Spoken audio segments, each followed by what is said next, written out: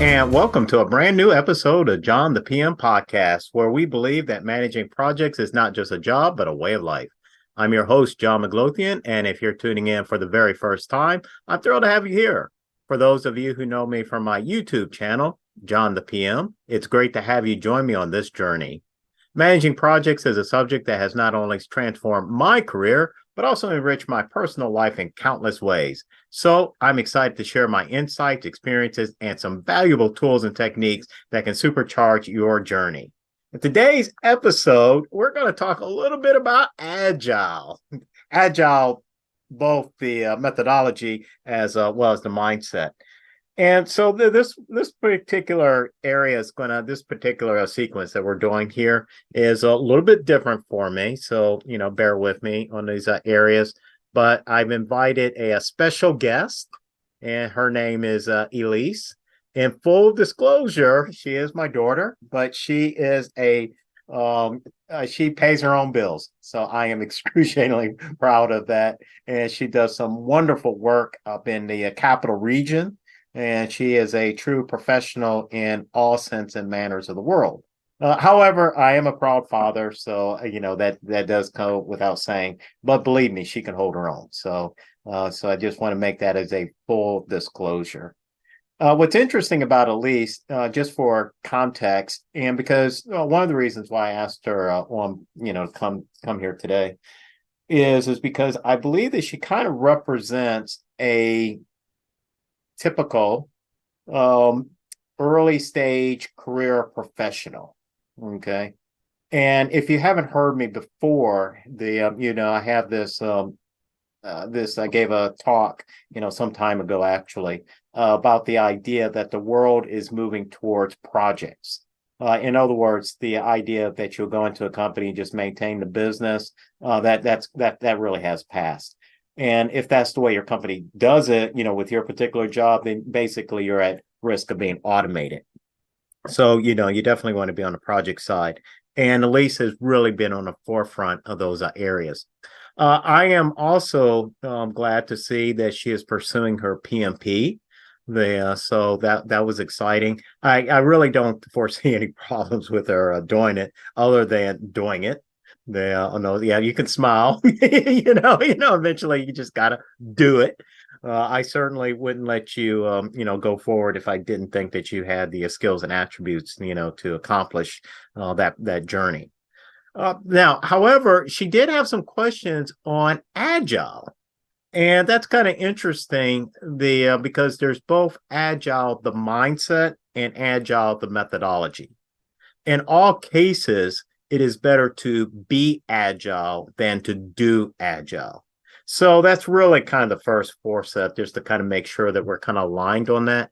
You should always be able to adjust to changing things in the environment, in the business environment, and so forth, on those pieces. So that's without doubt. But that doesn't mean that you're actually doing the methodology. So I'm going to kind of start off, and the way I was planning on starting off was just a couple of slides. And we've talked about this before, but I just want to kind of make sure that we're kind of on the same page, in a couple of different areas. And then what I'd like to do is to connect it back to your professional career. We do probably have to maintain confidentiality, so, in those pieces, but to the extent that you feel comfortable. In those areas. So on that side, Elise, does that sound reasonable? Does that sound like a reasonable approach? Yeah, let's get to it. Okay, on that. So I'm going to share my screen here. We've actually we went completely not completely virtual, but we do a lot of things virtually, with our classes. So we've actually become pretty good at that, in virtual classes, thanks to COVID, as a matter of fact. All right, so I'm just going to start off with this quote here. Let me verify. At least you can see my screen. Yeah, you can I see the can. quote. Yeah, so Alistair Cockburn, he was one of the I'll use air quotes here, founders of Agile. Okay, on those areas. So he's done a lot of writings and things of that nature. But he kind of reiterates what I was kind of mentioning in the beginning, which is you have attitude, but you also have mindset, but you also have methodology.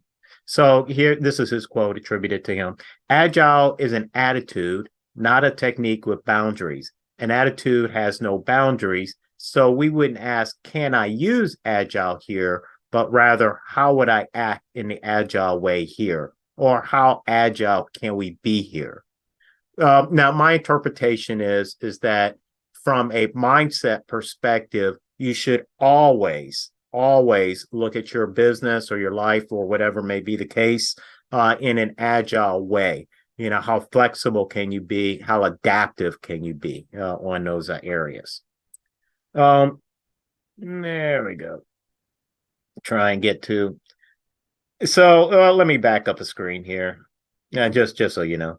Back in Agile Manifesto was written back in February 2001 by 17 independent-minded software practitioners. Call them coder.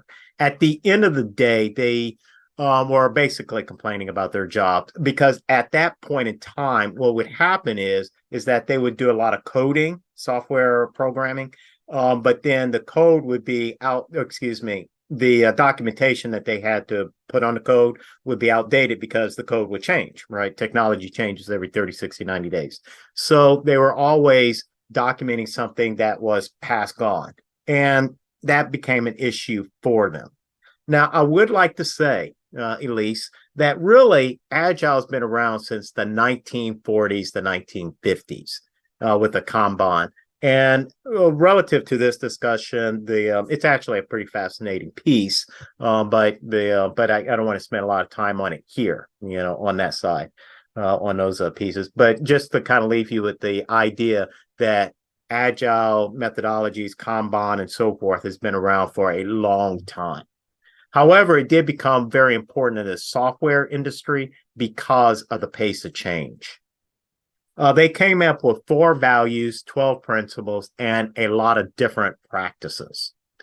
So, Elise, you don't need to necessarily memorize these 4 values. Okay, you don't need to necessarily memorize them, but I would like for you to feel and understand them. And if you think about it for a few minutes, they're actually pretty good practices in and of itself, just as a matter of fact. So we're going to read through them. Individuals and interactions over processes and tools. Working software over comprehensive documentation. Customer collaboration over contract negotiation. Responding to change over bottom-up plan. It's not that we don't find value on the items on the left. We find the items on, it's not that we don't find value on the items on the right. Is that we find the items on the left to be more valuable. So just to kind of take a closer look at this, processes and tools. Now, Elise, because you grew up in the same household to which I was a part of, that I'm very process driven, and most people would kind of just know that if they spend any time with me, in that regards. However, I'll be the very first to say that at the end of the day, it's the people that are actually doing the processes that matter more in that regards. That doesn't mean that you don't have processes and tools, but it's just that the idea is that it's the individuals and interactions and that group dynamics that matters. So hold that thought because we kind of talked about this, a few days ago with regards to your team makeup. The second one, working software, it's just substitute the word widget for software. In other words, working widget over comprehensive documentation. Elise, agree or disagree? You would prefer to have something that works as opposed to reading about it and figuring out how it works. Which would you prefer? Something that works or the notes? Something that works. Yeah. And that's essentially all that we're kind of saying, on those pieces. By the way, IKEA does a wonderful job in that regards because they really don't have any notes on how to assemble their gear. What they do is they use pictures on that side, and they make sure it actually works. Customer collaboration over contract negotiations. Unfortunately, I deal a lot with contracts and things of that nature. It's just part of the business. And those are important, in those areas. However, before we go contract and using air quotes in that, it's better to really try and understand with the customer what is it that they really trying to do, and then try to come to some agreement in that regards. And then the last one, responding to change over following a plan. Planning is important. I will not back down from that. However, it is not the plan that is so critical, it's the process that is more critical on that side. So do not ever say we don't need the plan. Okay. The issue in Agile, as a matter of fact, is that you do just enough planning on those pieces. Now, having said that, just because you have a plan doesn't mean that you should blindly follow it. You should be able to respond to changes as they come. Elise, let me ask you a question. Agree or disagree? Anytime that you started a customer interaction and you had everything locked down by contract, everybody was in 100% agreement as to what should happen. Was there or was there not a change?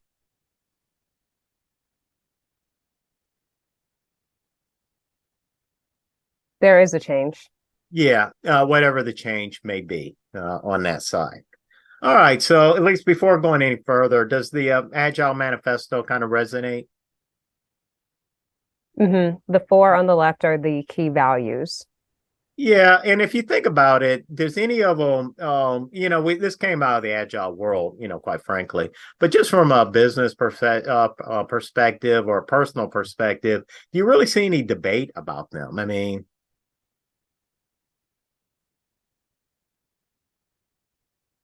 Some people might say working software, it's better to understand why it works. that's a good point. Kind of understand the logic behind it and so forth. There's no questions about that on those areas. However, just adding to the conversation, when you download an app on your phone, do you kind of want to read about it, or do you want to just see if it works? I want to get right to it. Yeah, you kind of want to get right to it. Now, eventually, you do want to kind of understand what happened if you're so interested, and that's all on that. Again, there is value on the right. There is value on the right. It's just that the left we value more. There's 12 principles. Again, you do not have to have these memorized, but you should feel them. Yeah, you know what I mean by feel. You should kind of understand. And they're fairly self-explanatory. As usual, I could probably go on a good solid two or 3 hours on each and every one, not each and every one of them, but as a collective on that side. But like I said, they're fairly self-explanatory. Satisfy the customer.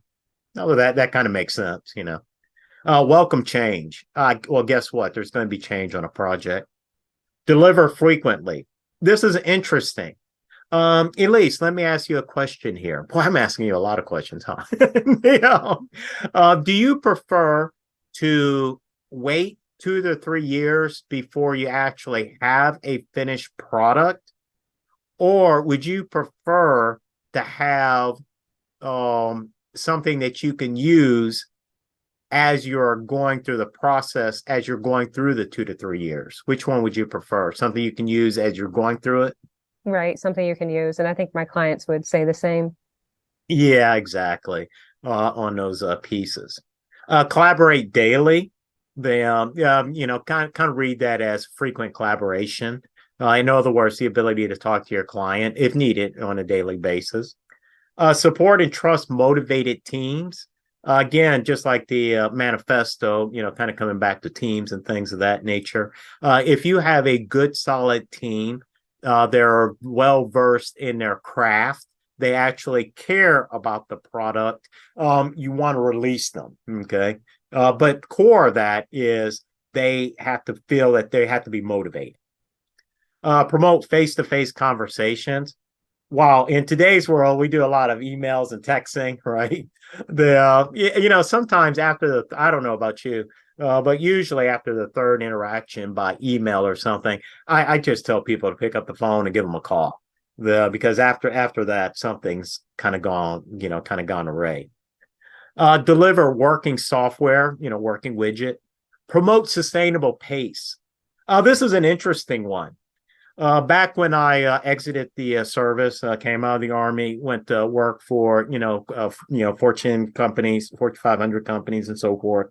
There, in those places. At that point in time, if you had a project, it was something that was a special effort. I mean, it was going to take a lot of energy and do it. And on those quote unquote special efforts, you had to do 110%. Okay.